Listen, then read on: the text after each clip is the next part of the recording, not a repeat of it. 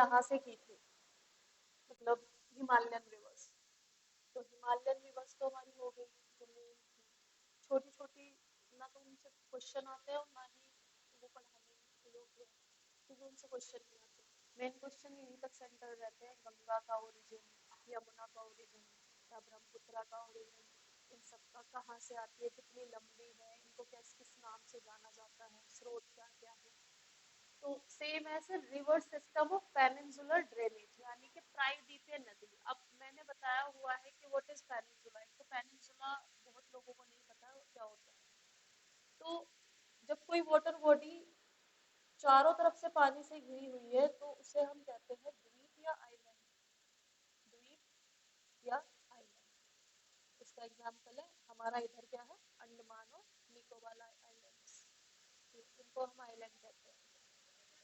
Same as अगर कोई water body तीन ओर से पानी से घिरी हुई है, यानी कि इस ओर से पानी से घिरी हुई है, इस ओर से और इस तरफ क्या है, जमीन है, लैंड है, तो उसे हम कहते हैं पेनिनसुला। पेनिनसुला। तो basically India is a peninsula. जैसे पेनिनसुला का एक और पेनिनसुला का एग्जांपल हम बात करते हैं, अरब पेनिनसुला। अरब मतलब जहाँ पे सऊदी अरब है। तो अगर अरब की हम बात करें तो यहाँ पर लाल सागर है, जिसे रेड सी है, रेड सी है। यहाँ पर अरेबियन सी है, यहाँ पर पर्शियन गल्फ है, यानी कि पर्शिया की खाड़ी या पारस की खाड़ी जिसे कह देते हैं। तो ये भी पेनिनसुला है। सेम ऐसे ही हमारा इंडिया भी पेनिनसुला है, क्योंकि इंडिया तीन तरफ से पानी से घिरा हुआ है। अगर हम ईस्ट की बात करें तो ईस्ट में है बे ऑफ बंगाल, यानी कि बंगाल की खाड़ी, बे ऑफ बंगाल। और हमारे इसमें वेस्ट में है अरब सागर, यानी कि अरेबियन सी। और अगर हम इसके साउथ की बात करते हैं तो यहाँ पर है इंडियन ओशन, इंडियन ओशन। तो क्योंकि ये तीन तरफ से पानी से घिरा हुआ है, 1 2 3, तो इसलिए इसे भी हम कहते हैं पेनिनसुला। तो इस वाले पार्ट को पेनिनसुला नहीं कहते हैं क्योंकि ये लैंड वाला है, अप टू दिस गुजरात। और ये जो लाइज करता है नीचे, ये पूरा पेनिनसुला कहते हैं, इसे इंडियन पेनिनसुला भी कहते हैं। तो जो हमारा पेनिनसुला है उसका जो रिवर सिस्टम है वो बहुत अलग है, क्योंकि इसमें बहुत ज्यादा वो हुए हैं, डेवलपमेंट हुए हैं। तो एक तो पेनिनसुला रिवर सिस्टम ही सबसे पुराना है, मतलब प्राचीन है, बहुत प्राचीन है। अब इसे बहुत प्राचीन क्यों कहते हैं, क्योंकि इसमें डेवलपमेंट ऐसे हुए हैं। हिमालयन रिवर जो है, हिमालयास जो है, जो ये वाले यहाँ पर माउंटेन है, ये यंग ओल्ड माउंटेन है, मतलब ये बहुत यंग है, अभी बने हैं कुछ मिलियन ईयर्स में। और ये जो है ये बहुत ओल्ड रिवर सिस्टम है, यानी कि ये बहुत पुराना हो चुका है, ये यंग ओल्ड माउंटेन है। अब हुआ क्या था, पहले हमारा इंडिया कुछ इस तरह का दिखता था, अगर आप लोग रिलेट कर पाए तो। हमारा इंडिया थोड़ा ऐसा था, बिल्कुल बहुत यहाँ से भी ब्रॉड था। तो अब आप लोग उसको हम पढ़ेंगे, वो हमने उसमें करना है प्लेट टेक्टोनिक में। तो क्योंकि इम्पोर्टेंट ये सारा पार्ट है तो अभी हम प्लेट टेक्टोनिक नहीं कर रहे हैं। तो बेसिकली क्या हुआ था, यहाँ थी एशियन प्लेट, मतलब हमारा इंडिया यहाँ पर नहीं था, हमारा इंडिया आर्कटिक में था, अंटार्कटिका में था।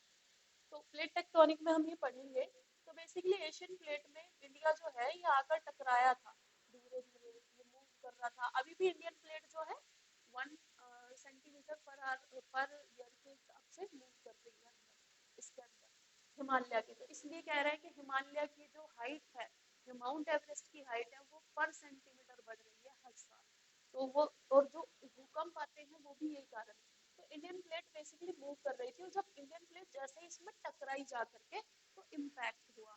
और जब इम्पैक्ट हुआ तो ये बीच में से यहाँ से एक रिफ्ट क्रिएट हो गई, मतलब ये टूट गया बीच में से।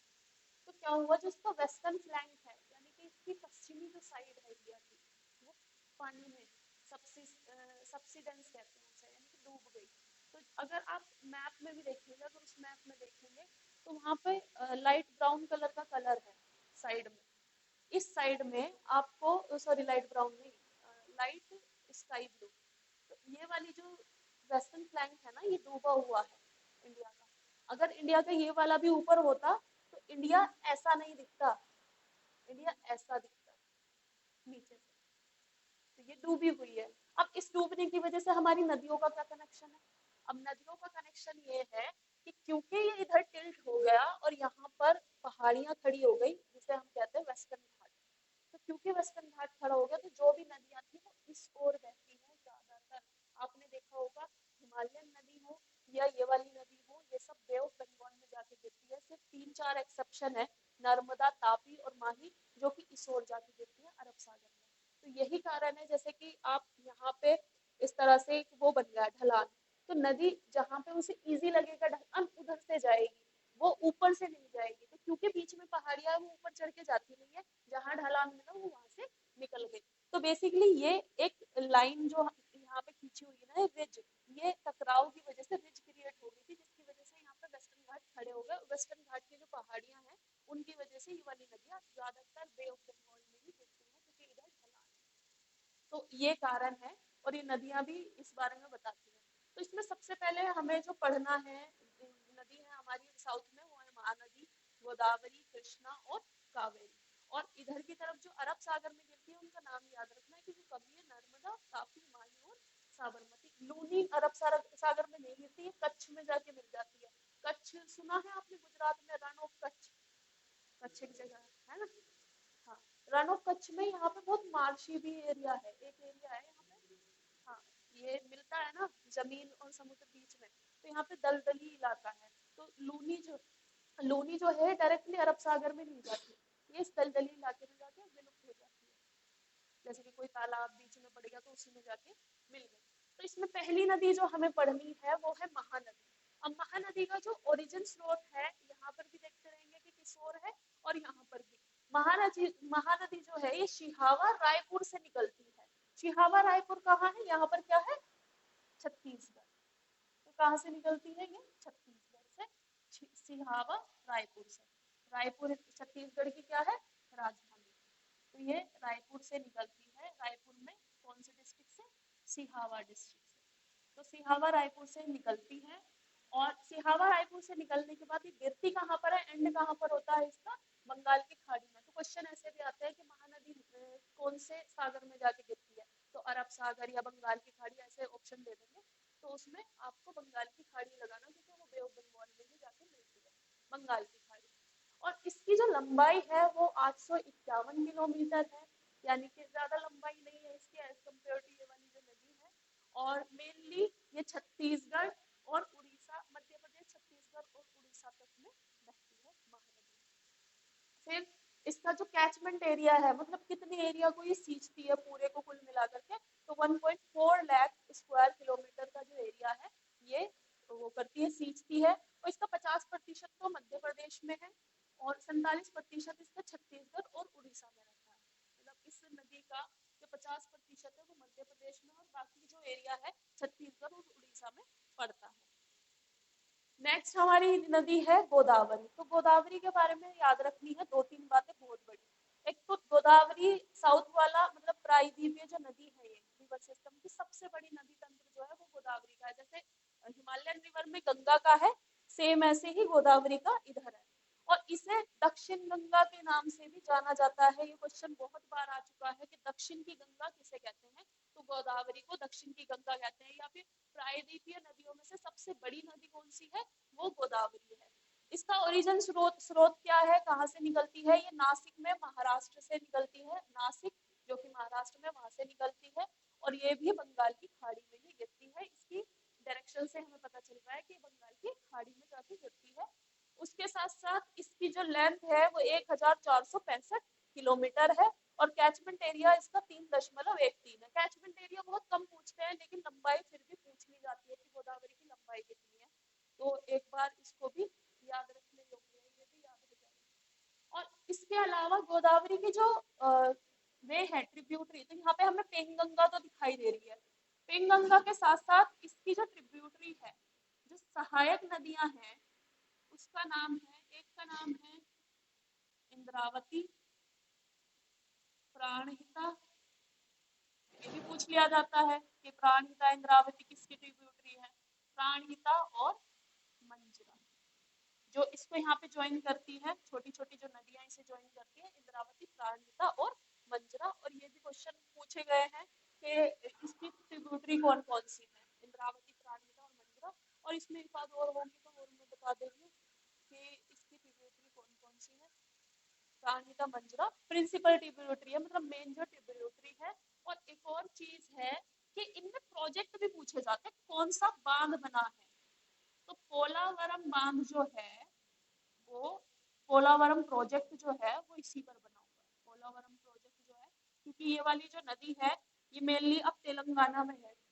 तेलंगाना बट गया, तेलंगाना आंध्र प्रदेश में है ये मेनली अब, और महाराष्ट्र में कुछ पार्ट है इसका। तो तेलंगाना में है, तो इस पे एक प्रोजेक्ट बना है पोलावरम प्रोजेक्ट। ये मल्टीपर्पज प्रोजेक्ट होते हैं।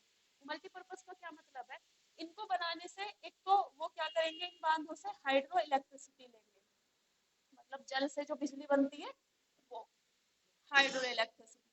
फिर ये इरिगेशन के पर्पस की भी काम आती है। इरिगेशन मतलब सिंचाई के, एक तो हाइड्रो इलेक्ट्रिसिटी और सिंचाई के। तो जब बांध बनते हैं तो वहां पर हाइड्रो इलेक्ट्रिसिटी प्रोजेक्ट भी बनाए जाते हैं, और सिंचाई के पर्पस से भी बनाया जाता है, और वैसे और अदर पर्पस के लिए भी बनाया जाता है। तो उसे हम मल्टीपर्पज प्रोजेक्ट कहते हैं। जैसे कि मल्टीपर्पज प्रोजेक्ट एक और मैं बताऊंगी, सरदार सरोवर बांध नर्मदा नदी पर बना हुआ है। दूसरा एक और था दामोदर नदी, Damodar valley corporation, Damodar multipurpose project, Damodar valley multipurpose project. तो ये भी इसलिए बनाया गया था, बेसिकली क्या था, दामोदर नदी वाला ही मैं बता रही हूँ कि क्या था। दामोदर नदी क्योंकि उसे बंगाल का शोक कहते थे, बंगाल में वो आती रहती थी, उसकी वजह से बाढ़। तो जब दामोदर वैली प्रोजेक्ट बनाया तो ये इसलिए बनाया ताकि हमारी जो इंडस्ट्रीज है, दामोदर नदी कहाँ पर है मैं बता रही हूँ, यहाँ पर है बंगाल, इस ये बंगाल में बहती है दामोदर। तो बेसिकली एक तो बाढ़ आ रही थी, तो बाढ़ रोकने के लिए बनाया एक तो वो प्रोजेक्ट। और मेन जो हमारा एरिया था, ये वाला एरिया ना, यहाँ पे लोहे की खानें हैं, मतलब लोहा और बॉक्साइट एल्यूमिनियम, इनकी खानें हैं। अब खानों को बिजली भी चाहिए और पानी भी चाहिए, तो दोनों की पूर्ति करने के लिए ये मल्टीपर्पज प्रोजेक्ट बनाया गया था कि वो जो खाने हैं, एक तो वहाँ पे इलेक्ट्रिसिटी की कमी नहीं होनी चाहिए क्योंकि वहाँ काम चलता रहता है, और दूसरा पानी की कमी नहीं होनी चाहिए वहाँ की इंडस्ट्रीज में। जो टाटा स्टील इंडस्ट्रीज है, अदर स्टील इंडस्ट्रीज जो है वो इसी एरिया में लगी हुई है। क्योंकि छत्तीसगढ़, हाँ इसमें छत्तीसगढ़ और बिहार, झारखंड और पश्चिम बंगाल आता है। इस पूरे एरिया में क्या है, खाने हैं कोयले की, लोहे की, मतलब आयरन की, बॉक्साइट, हेमेटाइट, ये सब भी हम पढ़ने वाले हैं। क्योंकि नेक्स्ट चैप्टर में पहले फसलें लूंगी, क्रॉप्स, फिर उसके बाद हम इंडस्ट्रीज का करेंगे, कौन से मतलब स्टेट में सबसे ज्यादा लोहा कौन सा प्रोड्यूस करता है, कहाँ पे सोना प्रोड्यूस हो रहा है, यूरेनियम कहाँ प्रोड्यूस हो रहा है, तो वो सारी चीजें हम पढ़ेंगे। तो इसके बाद हम क्रॉप्स लेंगे, क्योंकि नदी के बाद क्रॉप्स ही सही रहेगा लेना। तो ये हो गई इसकी, ये लेबोरेटरी हो गई। और मल्टीपर्पज प्रोजेक्ट ऐसे याद रखने हैं, इस पे पोलावरम बना है, ऐसे ही नर्मदा नदी पर बना है सरदार सरोवर बांध, ये सेम ऐसे ही याद रखना। गोदावरी के बाद आती है हमारी अनदर नदी है कृष्णा। कृष्णा दूसरी सबसे बड़ी नदी है, और जैसे आपको एरिया दिखाई दे रहा है उसी हिसाब से आपको इसके स्टेट भी याद हो जाएंगे। एक तो यहाँ पर पड़ रहा है हमारा महाराष्ट्र, इधर पड़ रहा है कर्नाटक, महाराष्ट्र कर्नाटक, और यहाँ सम पार्ट ऑफ तमिलनाडु। तो ये कहाँ से निकलती है, सबसे पहले तो दक्षिण में दूसरी सबसे बड़ी नदी है, तो पहला क्वेश्चन तो यहीं से बन जाएगा कि दक्षिण की दूसरी सबसे बड़ी नदी कौन सी है। तो ये क्वेश्चन आएगा कृष्णा। अब ये कहाँ से निकलती है महाबलेश्वर सह्याद्री से। महाबलेश्वर जो है ये महाराष्ट्र में है, महाबलेश्वर, और ये बहुत ऊंची पहाड़ी है महाबलेश्वर। और महाबलेश्वर जाते भी हैं, टूरिस्ट भी जाते हैं वहां पे, घूमने के पर्पज से भी जाते हैं, आपने सुना होगा महाबलेश्वर, वहां पे कोई मंदिर भी है और वैसे भी जाते हैं वहां पे घूमने के पर्पज से। तो इसकी लंबाई कितनी है, 1401 किलोमीटर ये लंबी है। और ये कहाँ पर गिरती है, वही इसका लिखने की भी जरूरत नहीं है, ये भी बे ऑफ बंगाल में ही जाकर गिरती है। नेक्स्ट है कावेरी नदी। कावेरी नदी भी बहुत इंपॉर्टेंट है, ये ब्रह्मगिरी पहाड़ी से निकलती है, यहाँ पर ब्रह्मगिरी पहाड़ियां हैं और वहां पर से निकलती है, और 800 किलोमीटर इसकी लेंथ है, और इसका कैचमेंट एरिया है 81,155 स्क्वायर किलोमीटर। कावेरी नदी इसलिए इम्पोर्टेंट है क्योंकि कावेरी नदी में, और जो ये जो नदी है इनमें फ्लक्चुएशन हो जाती है, फ्लक्चुएशन मतलब अगर मानसून नहीं होता तो इनमें पानी कम हो जाता है। लेकिन कावेरी नदी में इसलिए पानी कम नहीं होता क्योंकि जब साउथ वेस्ट मानसून आता है, जो नॉर्मल हमारे यहाँ गर्मियों वाला मानसून है, उसे हम कहते हैं दक्षिण पश्चिम मानसून जो इधर से आता है, तो उस मानसून में भी इसमें नदी में बारिश होगी, पानी रहता है। और अब जो सर्दियों में जो यहाँ से जब मानसून की हवाएं लौट जाती है, रिट्रीव कर जाती है, तो वो यहाँ से जब जा रही होती है तो यहाँ पर बारिश करती है इस एरिया में, तमिलनाडु कोस्ट पर। इसे हम कहते हैं नॉर्थ ईस्ट मानसून, यानी कि पूरा उत्तर पश्चिम सॉरी उत्तर पूरब मानसून, नॉर्थ ईस्ट मानसून। तो नॉर्थ ईस्ट मानसून जो है ये भी यहाँ पे बारिश करता है। तो दोनों की वजह से इसमें जो है कम फ्लक्चुएशन रहती है, इसमें साल भर पानी रहता है। और में क्या होता है मानसून के समय में, क्योंकि बारिश होती है मानसून में, तो मानसून में तो ज्यादा पानी रहेगा, इस टाइम में आते आते वहां पे पानी कम होने लगता है। तो इसके साथ साथ, और ये क्यों और इम्पोर्टेंट है, कावेरी नदी को लेकर एक जल विवाद है, ये क्वेश्चन भी आए हैं, कावेरी जल विवाद किन किन राज्यों के बीच है। कर्नाटका और तमिलनाडु के बीच में कावेरी के जल को लेकर लड़ाई चली रहती है, तो कौन कितना शेयर करेगा, तो इनकी शेयरिंग को भी लेकर लड़ाई चली रहती है आपस में, कि कर्नाटका इतना पानी रिलीज नहीं कर रहा, तमिलनाडु ने इतना। सुप्रीम कोर्ट में इसमें कावेरी जल विवाद की वो इंटर स्टेट, इसे कहते हैं inter state water tribunal, inter state water tribunal तक बनाई थी सुप्रीम कोर्ट ने इसकी, उसके लिए जांच के लिए कि इस मसले को सुलझाया जाए। लेकिन अभी तक भी इन दोनों स्टेट में जो है लड़ाई रहती है कि कौन कौन सा कितना पानी कौन लेगा। नेक्स्ट है हमारी नर्मदा नदी। अब नर्मदा नदी बहुत इंपॉर्टेंट है, क्योंकि नर्मदा नदी दो जगह से, एक जगह से निकलती है जिसे हम कहते हैं रिफ्ट वैली। अब रिफ्ट वैली आप लोगों को समझना जरूरी है। रिफ्ट वैली बेसिकली क्या हुआ था, जैसे मैंने बताया कि इसमें वेस्टर्न फ्लैंक जो है ये ऊंचा हो गया और एक नीचा हो गया, और बीच में जो है रिफ्ट क्रिएट हो गया। तो बेसिकली क्या हुआ, जब यहाँ पर रिफ्ट क्रिएट होती है, जैसे कि मान लो ये कोई ब्लॉक है, अब इस पे जो है इधर से भी प्रेशर लगा और इधर से भी प्रेशर लगा, इधर से प्रेशर लगा दोनों तरफ से, इस साइड से भी इस साइड से भी, और ये बीच में से क्या हो जाती है, टूट जाती है, बीच में से टूट गई। तो बेसिकली क्या हुआ, ये वाला जो नीचे, ये वाला जो हिस्सा है ये इसका नीचे चला जाता है, तो अभी इसकी जो पोजीशन है वो ऐसी हो जाएगी, ऐसी, इस तरह से ये वाला जो हिस्सा है नीचे चला गया। तो ये जो है इसे हम कहते हैं होस्ट, और इसे कहते हैं हम रिफ्ट। रिफ्ट मतलब एक तरह से दरार आ जाना, या इस तरह से। तो ये जो है रिफ्ट बन गई किसके बीच में, यहाँ पर जो है सतपुड़ा, विंध्या, विंध्या, और यहाँ पर है सतपुड़ा, पहाड़ियां है। तो ये निकलती है रिफ्ट वैली सतपुड़ा और पहाड़ियों से। जैसे कि अगर किसी भी रॉक पे, किसी भी रॉक ब्लॉक पे दोनों तरफ से प्रेशर लग रहा है, और ये इधर की तरफ खींच रहा है अपने आप को इधर से, तो बीच में दरार आ गई प्रेशर की वजह से, और नीचे वाला हिस्सा, बीच का हिस्सा जो है नीचे चला गया, और नीचे चले जाने की वजह से इसे हम कहते हैं रिफ्ट वैली। तो नर्मदा नदी ऐसे निकलती है, जैसे इधर तो सतपुड़ा है, इधर विंध्या है, और यहाँ से बीच में से नर्मदा नदी इस तरह से निकल रही है। देखो यहाँ पे पोजीशन में भी आपको दिख रहा है कि बीच में से निकल रही है। तो इसका नर्मदा का याद रखना है कि कहाँ से निकलती है, अमरकंटक पठार से, और ये रिफ्ट वैली से बहती है, सतपुड़ा और विंध्या के पर्वत के बीच में जो रिफ्ट वैली क्रिएट हुई है वहां से, और धौलंधार पे एक झरना बनाती है जबलपुर में, एक झरना भी बनता है जिसे धौलंधार फॉल भी कहते हैं, और इसकी जो लेंथ है वो 1312 किलोमीटर है। और ये एक्सेप्शन है क्योंकि ये कहाँ गिरती है, ये अरब सागर में, ये बे ऑफ बंगाल में नहीं गिरती, और 27 किलोमीटर की एस्चुरी बनाती है। अब हम एस्चुरी और डेल्टा दोनों देखेंगे। एक तो होता है डेल्टा और एक होती है एस्चुरी। अब ये क्या है डेल्टा और एस्चुरी, जो यहाँ की नदियां होती है ये तो डेल्टा बनाती है, और यहाँ की नदियां ये एस्चुरी बनाती है। अब क्या है नदियां, वो डेल्टा और एस्चुरी। डेल्टा बेसिकली क्या है, नदी अपने साथ बहुत सारा रेत लेकर आई और वो यहाँ पर लाकर छोड़ देती है, उससे ऐसी संरचना बन जाती है जिसे हम कह देते हैं डेल्टा।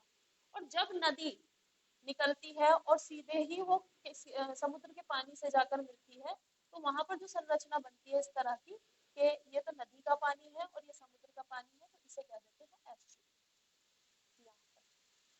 इसे कहते मतलब अगर एस्चुरी पे खैर क्वेश्चन तो नहीं आएगा, लेकिन अगर पूछा जाए कि एस्चुरी क्या है और डेल्टा क्या है, तो डेल्टा तो ये है कि नदी आई और इसने अपना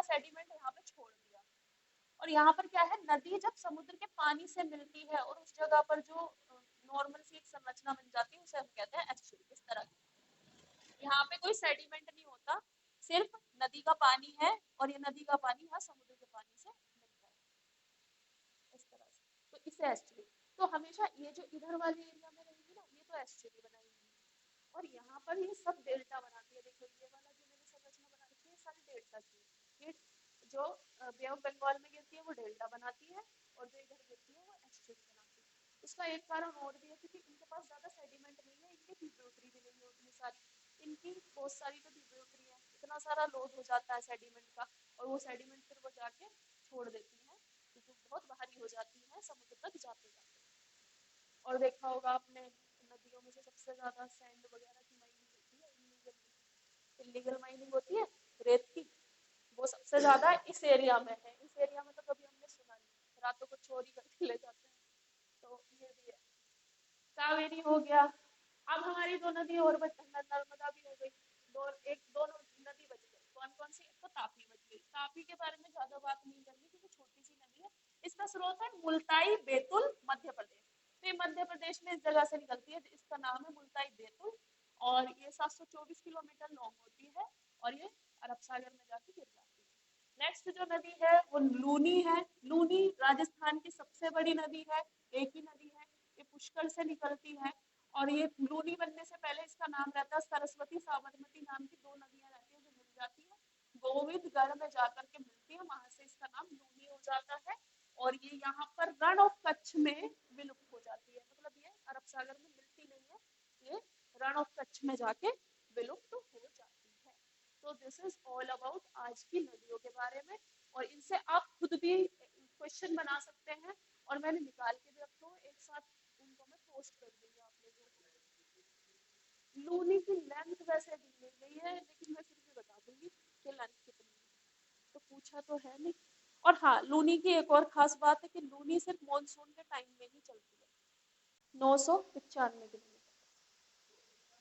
हाँ, 995 किलोमीटर है। हाँ, मतलब ये तापी से बड़ी है। सॉरी, 495। मैं पागल हूँ, मैं वो चार को भी मैं 9 समझ बैठी, 495। मतलब लूनी नर्मदा सबसे छोटी है ना। इसकी लेंथ लिख लेना, मैंने बताया नहीं, लेंथ फिर भी लिख लेना, 495।